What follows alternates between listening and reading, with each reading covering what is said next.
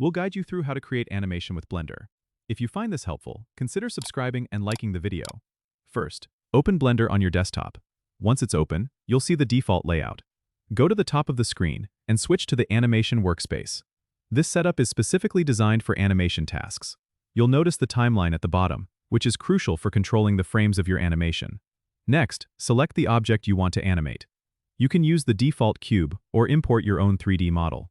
With your object selected, press I on your keyboard to insert a keyframe. You'll see a menu pop up where you can choose what aspect to animate, like location, rotation, or scale. Select the one you want to start with. Move the timeline cursor to a different frame, adjust your object in the 3D view, and press I again to insert another keyframe.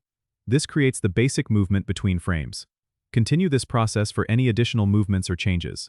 You can also use the dope sheet or graph editor, located on the left side, for more precise control over the timing and smoothness of your animation. Once you're satisfied with the basic movement, you can refine it by using the F-curve in the graph editor to smooth out transitions or add more complex motion. When you're ready to preview your animation, press the spacebar to play it in the viewport. If everything looks good, you can render your animation by going to the Render menu at the top and selecting Render Animation. Make sure to set your output settings in the Properties panel to save it as a video file. And that's it.